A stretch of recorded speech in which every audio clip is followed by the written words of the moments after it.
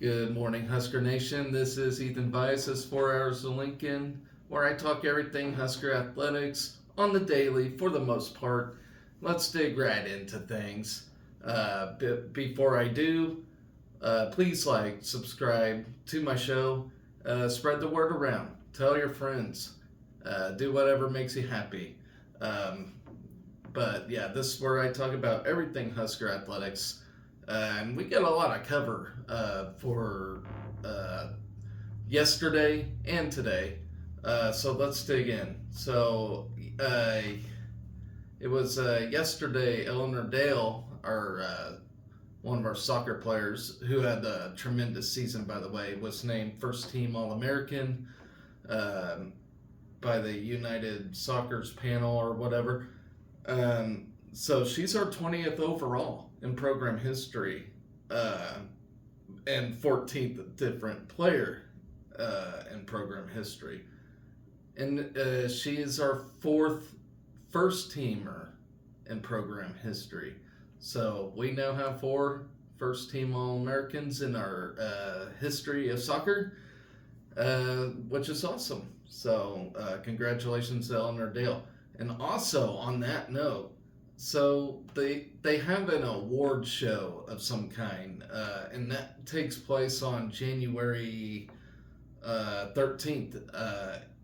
The United Soccer Coaches All America ceremony and reception, which takes place in Anaheim.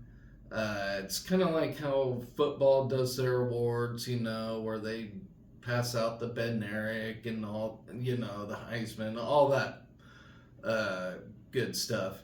It's same thing for soccer.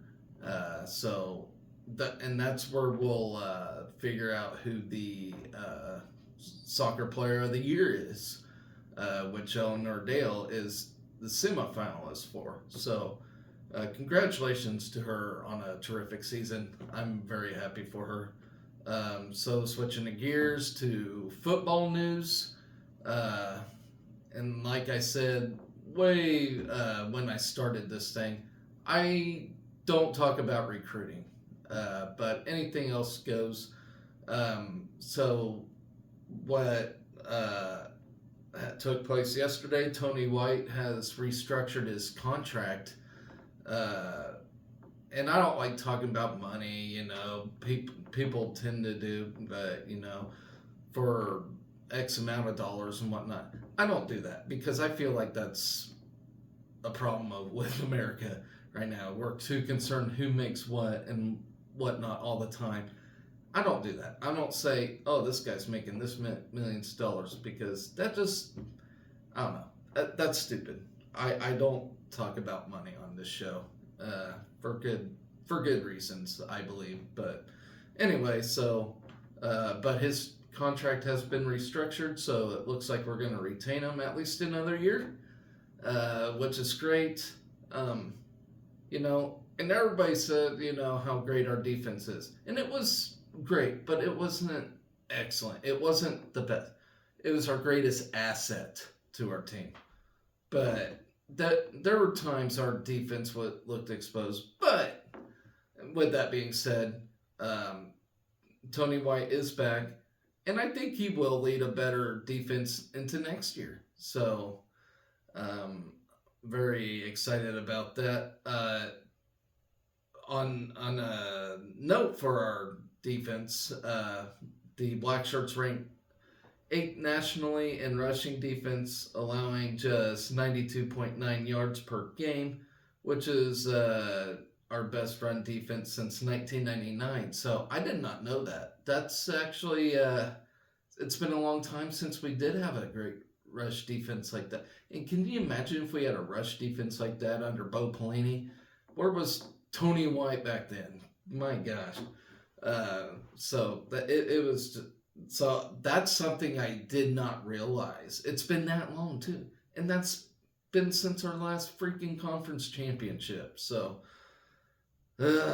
it's always like we have the best offense or the best defense, but we can't find a balance, and I don't know. It's so hard being a Husker football fan, guys. That's why we got other sports to fall on, right? So anyway,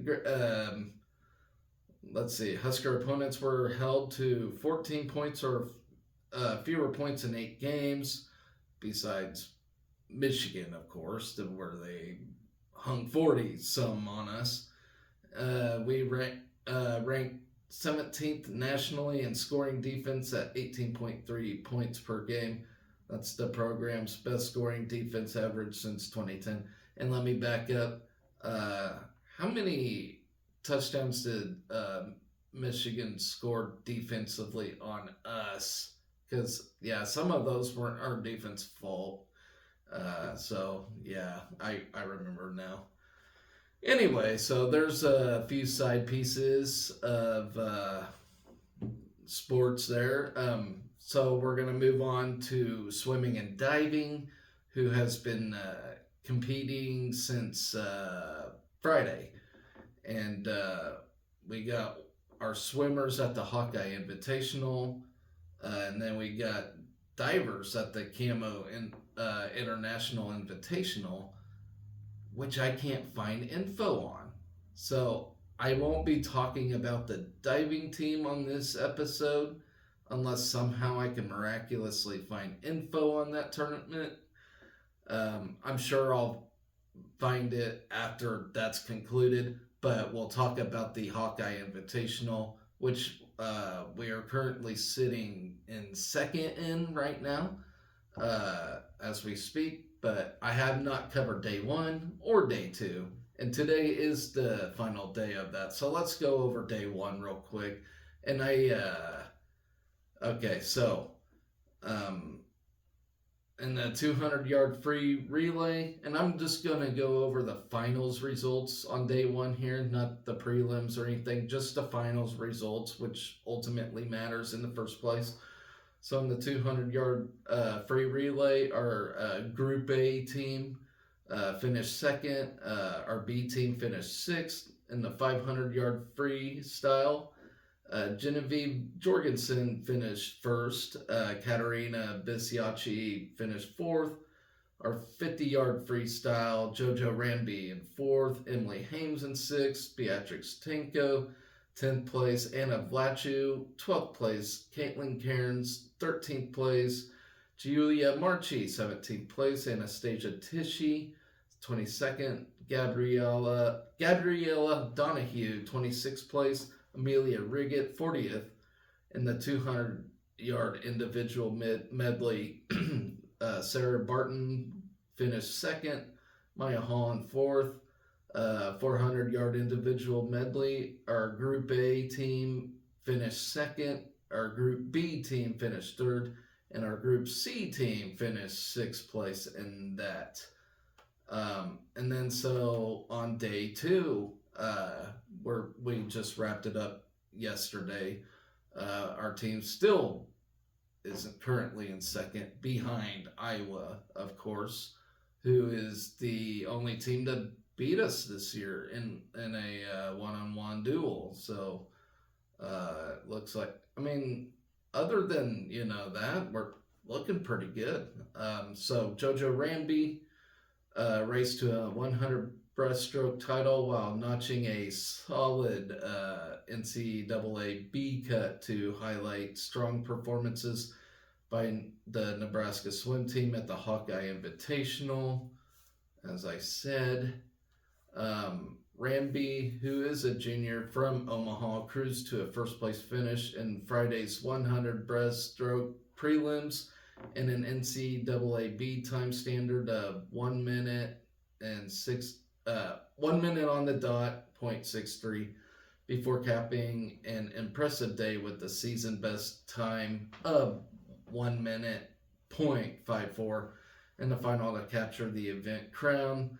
Ramby's time is just 0.47 seconds off her school record time of 1 minute, 0.07 set last season at the Big Ten Championships.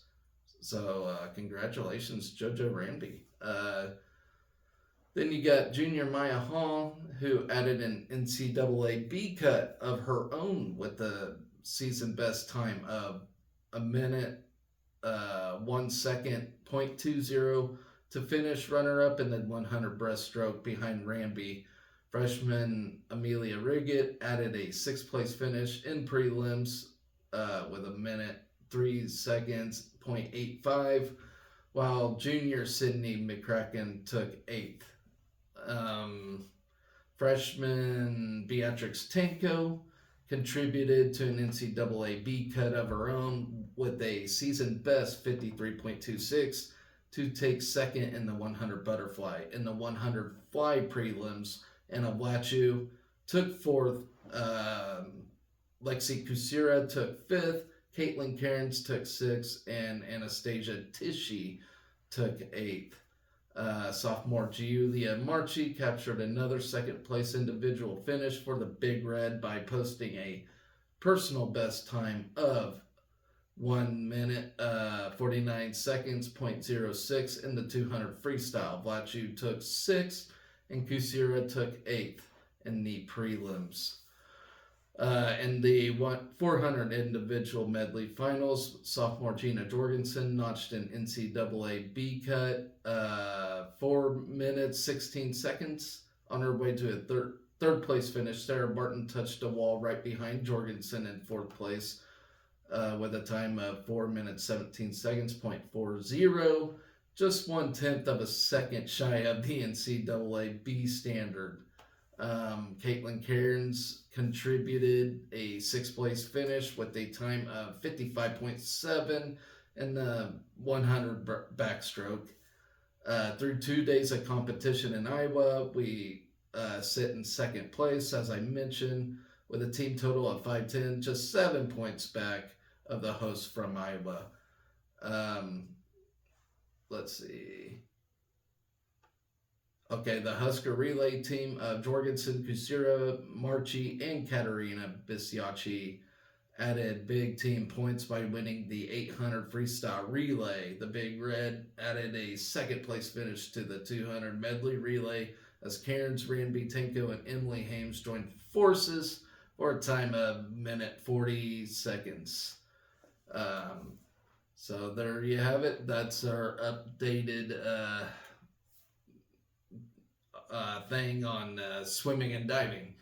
And like I said, I do not know how the divers are doing at the CAMO International Invitational, but hopefully my next episode we'll get some info on that and see how they're doing. And because they're having a terrific season and they are well deserving of some recognition. So speaking of invitationals, the wrestling team, we're switching gears to wrestling now, completed day 1 of the Cliff Keen Invite in Las Vegas, or the CKLV for short, chasing our 14th title. Basically the toughest in-season tournament of the year. Like it's a big one. Minus Penn State and Iowa. You got some great teams in it. Right now, we're sitting in, I believe, 3rd place, if I'm not mistaken. Let me take a look, see here. I don't think they updated it since last night, but I think we were in 3rd place. Yes. With 82.5 points. Ohio State is in 2nd with 86. Iowa State in 1st place with 88.5 points. Now we can still save this thing, but we got to have strong performances today. But looking at Iowa State, I knew they were going to be tough after watching that duel against Iowa earlier this year. Last week actually. They look tough, and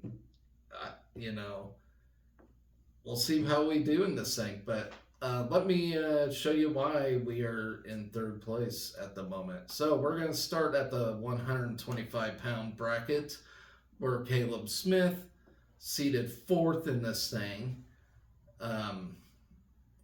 So without further ado, he took on Jake Ice from Sacred Heart in a tech fall. Got the victory there in the round of 32. And then in the round of 16, defeats... what did I do with my notes? I always lose my notes in this thing. So, okay. All right. I'm losing my mind here, folks. So he takes on Nicholas Babin, gets a deciding win over him from Columbia. Then he went to the quarterfinals in a match against Jor Volk from Wyoming, who was seeded number 5 in this tournament. Got the deciding loss in a close matchup, and it was saddening to see him lose in that fashion. But then he drops down to the consolation of 8, number 2, versus Troy Sprightly from Oklahoma State, who is seeded number 10 in this thing, gets to win over him. And then today, to start things off, and what was one of the biggest upsets of the year, well, I'd say the second biggest upset of the year, from the same guy, Matt Ramos. He lost out earlier on in this tournament. Let's see where he lost out at. That surprises me. He lost to Nico Provo from Stanford, who was seeded 9th in this thing. So what is going on with Matt Ramos from Purdue? I mean, he made it all the way quarterfinals and lost out to... So now Caleb Smith has to wrestle Matt Ramos. So this 125-pound weight class is nuts this year. There is no clear number 1 guy. I mean, it's the Wild West of weight classes this year, in my opinion. Matt Ramos, so the reason why I say his second biggest upset is because earlier this year, I forgot which tournament it was. It was a season tournament. Matt Ramos lost to, dang it, I can't think of the kid's name. A high school wrestler, Blaze, whatever, in a tournament match. Like, lost to him.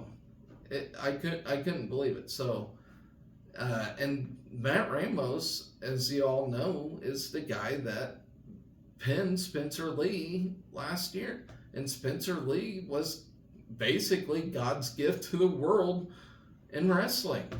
So I don't know what's going on here. That 125-pound is crazy.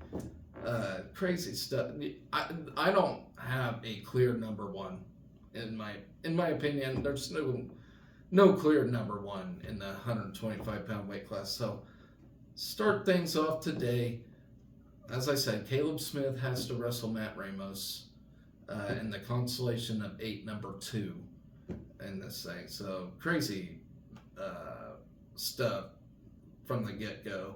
So now we move on to 133 pounds. Very disappointing as Jacob Van D, who was seeded number 10 in this thing. And actually, let me be clear. In the round of 32, we all won our first matches. So we went 10 for 10. So just to make that clear, so that way y'all can follow along here. But so in the round of 32, he tech-falled Jamison Garcia of Harvard. And then in round of 16, lost to Zeth Romney in a pretty close match from Cal Poly. And then in the consolation of 16, number 2, tech-falled Santino Sanchez from Cal State Bakerfield. And at this point, I was thinking, okay, he's going to make a good run. But then in the consolation of 8, number 1, lost to Julian Farber from Northern Iowa. So that was pretty disappointing. I really thought he was going to have that one, but I don't know. So then at 141 pounds, moving on, Brock Hardy Still in the championship portion of things. In the round of 32, Tech fall Cole Solomon from Purdue. Then he pins Cole Brooks from Wyoming in the round 16. And then in the quarterfinals last night, defeats Tegan Jamison in a deciding factor from Oklahoma State. So in the semifinals today, he will take on Jesse Mendez from Ohio State in a key match for the team race in this tournament. So good luck to Brock Hardy, who is number 2 in this thing, as I mentioned. We need that win bad. It's one of the more important matches. So moving on to 149 pounds, our number 1 wrestler here, Ridge Lovett, having a good day himself in the round 32, pins Noah Tapia of Hofstra in the round of 16. Tech falls Dylan Gilcher of Michigan. In the quarterfinals, he defeats number 9 Quinn Kenner, which was a pretty tight contest up until it wasn't. So, and now in the semifinals, he will take on Dillian D'Amelio from Ohio State. Again, one of the key matchups for the team race. So we really need these wins big time. So good luck to Brock Hardy and Ridge Lovett as they take on some tough wrestlers this year. And Ohio State was picked to finish quite on top this year. Everybody's talking about how good a team they have, and I'm seeing it in this tournament. But hopefully we put a stop to that. Hopefully we are on top of Ohio State, and everybody will start talking about us. Most importantly, Brock Hardy and Ridge Lovett in their respected matches against these guys. So moving on to 157, Peyton Robb, who's also the number 1 seed in this tournament. In the round of 32, Tech falls Jaden Le. Actually, I don't know how you pronounce this name. Jaden Le, L-E. That's his last name. I don't know. From Columbia, gets the Tech fall against him. In the round 16, gets the Tech fall against Legend Lamer from Cal Poly in the quarterfinals. In a major decision win, defeats Cale Swinson of South Dakota State. And in the semifinals today, he will take on Will Luwan from Michigan. Very excellent wrestler. These semifinals look pretty freaking legit. I mean, they already look like the NCAA Final Four matchups, crazy stuff. So then moving on to 165 pounds, Antrell Taylor, one of the biggest disappointments in this tournament so far. Seeded number 6. He wasn't looking good at all yesterday.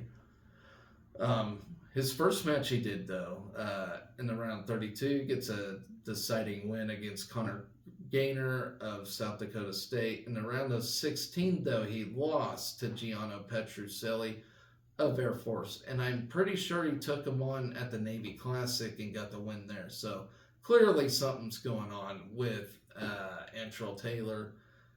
I'm not certain about that, but I think so. I could have sworn I saw Gianno Petrucelli's name in the loss column in that, but I'll have to check back later and see. In the consolation of 16, number 2 takes on Evan Yant, gets the major decision in that. So then he moves into consolation of 8, number 1, versus Stony Buell of Purdue, and loses in a major decision way. And that was his tournament. He was supposed to make a good run. I mean, I don't know. He's been one of my most surprising wrestlers so far this year. But maybe sick. I don't know. Something's clearly going on with him, but yeah. So moving on to 174 pounds, we got Adam Tebow, who's still feeling things out. I don't know what is going on in 174 pounds. We have that Christopher Minto guy who I clearly thought should have got this spot today, but Mark Manning, runs the wrestling room. He knows more than me, but just judging by the Navy Classic, where is Christopher Minto? Is he a red shirt? I never got info on that. Like, he looked very impressive the last time out at the Navy Classic, and I was really hoping to see him here, but nonetheless, I guess Adam Tebow to start things off in the round 32. He pins Luke Rada of Harvard, so he looked impressive there. But then second round, he gets pinned himself by Carson Karchla of Ohio State, who's the number 2 seeded wrestler in this tournament. And Karchla is an impressive wrestler. I watched him in the NCAAs last year.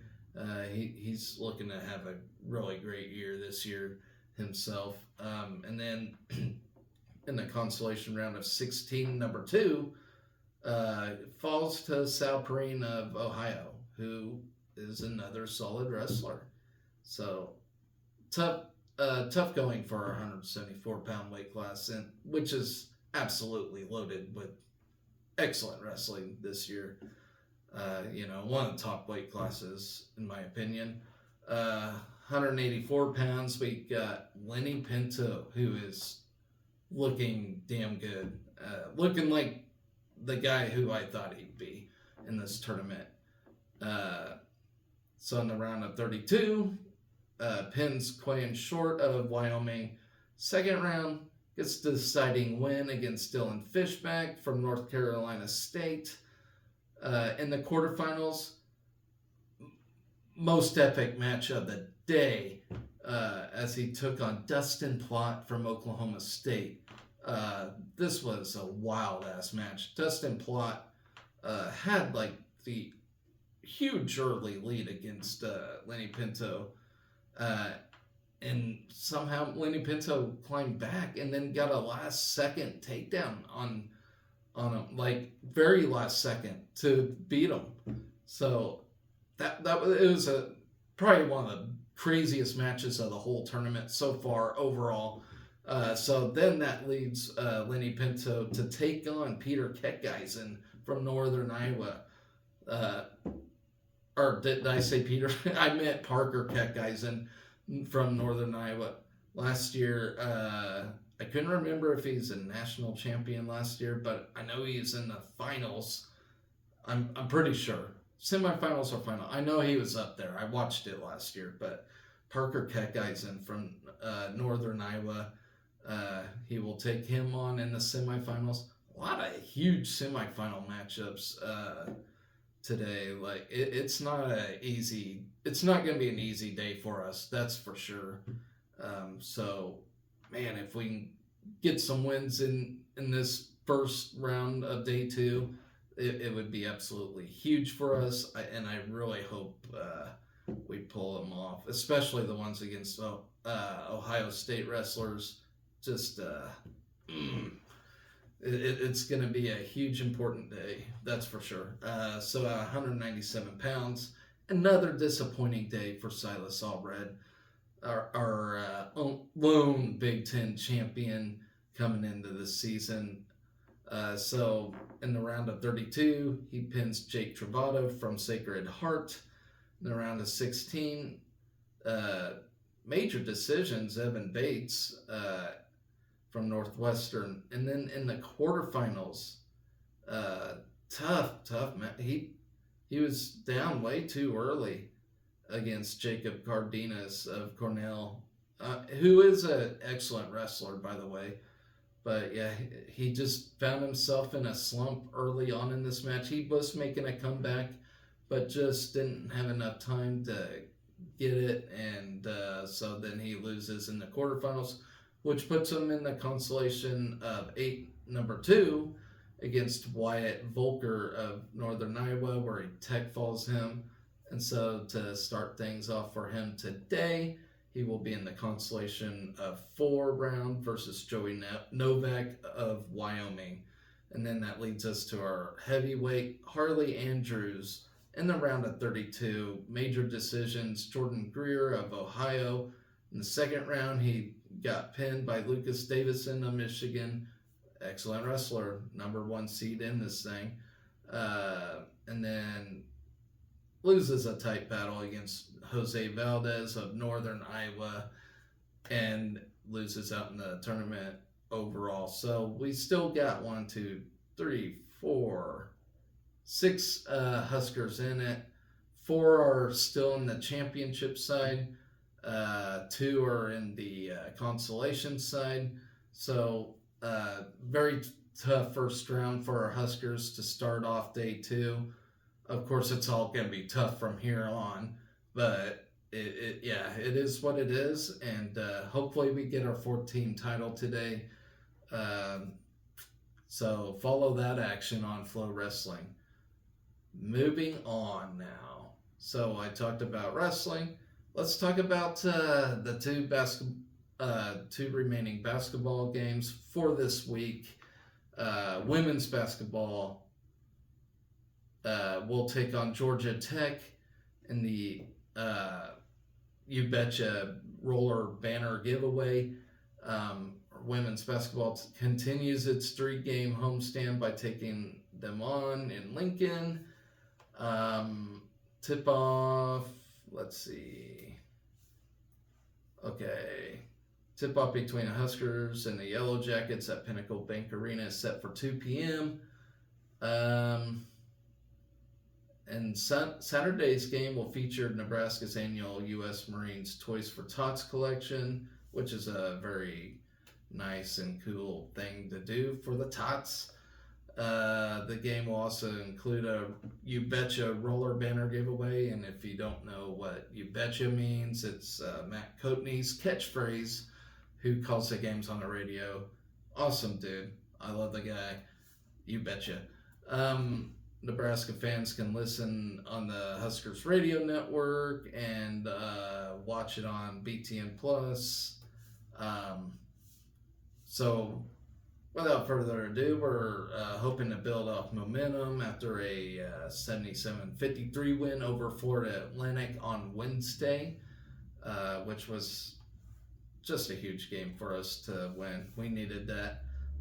Natalie Potts, who has won 2 of the first 3 Big Ten Freshman of the Week awards, is averaging 12.6 points and 5.3 rebounds after notching her first career double-double. The 6'2" forward from O'Fallon, Missouri, erupted for a career-high 22 points on 9 of 10 shooting from the field in a win over Lamar. In our first game at the St. Pete Showcase, the 2-time Missouri High School Player of the Year has hit 30 of 38 2-point field goals and 16 of 20 free throws. Let's see. Leslie Award candidate Alexis Markowski is leading the Huskers in scoring 17.4 PPG and rebounding while hitting 62.5% of her 2-point attempts. Markowski, who leads the Big Ten in rebounding, owns 3 double-doubles on the year and 24 in her career. 2-time Ann Myers Drysdale Award candidate Jazz Shelley adds 12.1 points, 3.0 and a team best 2.0 steals while leading Nebraska with 11 3-pointers. Darian White, a 4-year starter and 3-time All-Big Sky performer at Montana State before transferring to Nebraska as a graduate student, rounds out for Huskers averaging in double figures. The 5'6" point guard is averaging 10.3 points, 6.6 rebounds, and a team best 3.7 assists. So here is the scouting for the Georgia Tech Yellow Jackets.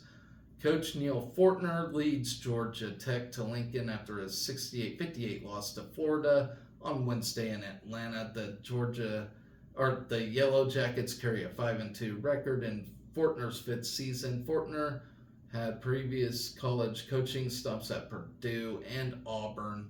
She was also head coach of the Indiana Fever for 3 seasons from 2001 to 2003. And I assume that's a WNBA team. I don't know my WNBA teams, like most people. I mean, Lord, I apologize. Okay, so junior forward Kayla Blackshear leads 3 Yellow Jackets, averaging in double figures through 7 games. The 6'1" Blackshear is averaging team bests of 15.9 points and 7.3 rebounds per game. She had 8 points and 10 rebounds in the loss to the Gators. Sophomore Toni Morgan has added 15.9 points and 7.1 boards. The guard is also averaging 5 assists per contest. She has 18 points, 7 rebounds, and 4 assists against Florida. Freshman Rusney, oh my gosh, these names, I swear. Rusney Augustiniate has contributed 13.4 points and 4.1 boards through her first 7 games, including a career best 30 points on 6 of 10 3-point shooting in the loss to Florida. The 6'0" guard from Latvia is Tech's most dangerous threat from long range, connecting on 17 of 32 threes. Then we have Spaniard Ines Naguro, a 5'9" sophomore, has contributed 7.9 points and 5.3 rebounds, but was held scoreless by Florida. She also leads the Yellow Jackets with 12 steals on the season. Another Spaniard, Aixa Won Aranas, rounds out Tech's starting 5. The Yellow Jackets get significant contributions off the bench from freshman Deasia Thomas Harris, Kara Dunn, let's see who else. Well, I lost it. Damn my computer. Okay, so where was I, people? Okay. So Dunn suffered an injury in the opening minute of the season opener against Coastal Carolina, missed Georgia Tech's wins over Furman, Rice, and Kennesaw State. So it looks like we got our hands full with her today. Our series history, this is our 3rd all-time meeting. It will be the first between the 2 schools on a traditional home court and the first meeting in Lincoln. The most recent matchup in the series came with a 73-57 Georgia Tech victory in the arena at Gwinnett Center on November 30th, 2011. Lindsey Moore led the Huskers with 16 points and 4 assists, 5 steals, yada, yada, yada. Great game there. Let's see, today's game will be the 9th in 8 seasons for Coach Amy Williams against an ACC opponent since she took over the reins as head coach. So that'll do it for women's basketball. Good luck to the ladies today. And I've almost forgot to mention the freaking volleyball game last night, the win against Long Island, where we got the sweep. Congratulations, and we move on to round 2. Where things are getting real now. We play 8-seeded Missouri, hoping to move on to the 3rd round. And if we do, we host the Sweet 16 game, and from there. So good luck to our both our volleyball and basketball ladies today. Most importantly, volleyball, as we're in the tournament, and if we lose, our season's over. If we win, we continue playing. Let's get her done today, folks. So that leads me to the one last athletic event of the week, which is the basketball game against Creighton tomorrow. Big one, number 15 in some polls, number 14 in others. Huge game here. I mean, this is going to determine where we're at for real. So, yeah, for early season test, as I mentioned, number 15/14, depends which poll you like to use. And that sellout crowd expected. And that's another thing. I can't believe we don't sell out every game. But, I don't know. At the same time, we don't really have significant history. We still get a good crowd, though. But anyway, so we're off to our best start since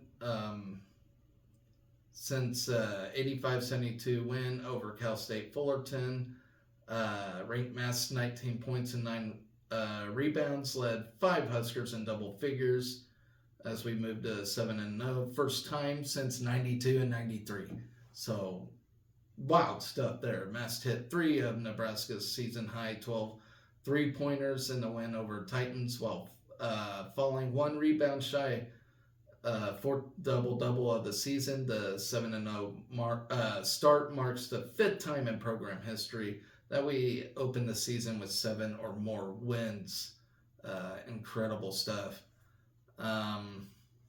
Let's see.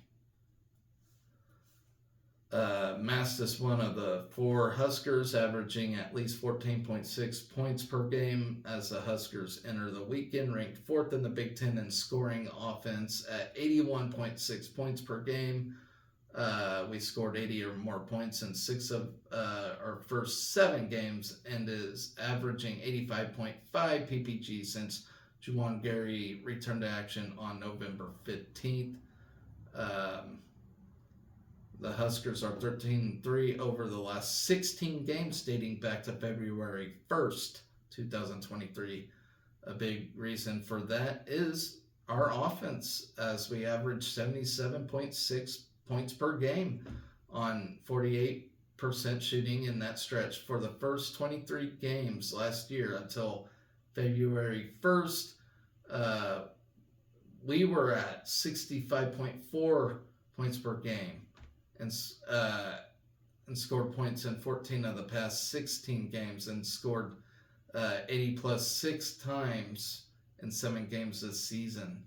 So remarkable stuff. I can't words can't even describe like how I feel about this team right now. It's incredible. We are 20-4 under Hoiberg when scoring at least 80 points, including 15-1 over the last 3 seasons. The only loss was a 104-100 quadruple overtime game at North Carolina State that happened on December 1st, 2021. I remember that game. That was wild. We won our last 13 games when reaching the 80-point plateau. Let's see. Sunday's game features 2 teams that are among the nation's best in not fouling. Creighton leads the nation at 9.1 fouls per game, while we're 2nd in the Big Ten and 7th nationally at 13.1 fouls per game. So that's wild to me. We used to foul all the time, but we're very disciplined when it comes to fouling, and that definitely helps us win games, for sure. We've been exceptional at the foul line in the last 2 games. We're 47 of 51 over the last 2 games. Let me say that again, 47 of 51. In my lifetime, I don't remember us shooting that well on the foul line. Like, always said, like, in the past, our free throw shooting sucked. Well, we're doing great here. So that's also a big contribution to our winning. Like, oh man, I can't believe we're shooting that well at the foul line. Let's see. We posted the 2 highest single game percentages in the past 5 years. Our 19 of 20 effort against Cal State Fullerton. is our best percentage since going 20 of 21 against Minnesota back in '95. So crazy stuff there. We had multiple 20-point scores against Duquesne on November 22nd. Kesu Tominaga, Juwan Gary for the 8th time in Fred Hoiberg's 5 seasons. We are 63-15 in non-conference games at Pinnacle Bank Arena since it opened in 2013. So I didn't know that stat. Yeah, it's pretty good. We come into Sunday's game with a 12-game win streak at home against non-conference foes. We'll look to knock off a ranked Creighton team for a second straight year. Last year, big win, which we should have gotten the NCAA tournament last year, at least the NIT.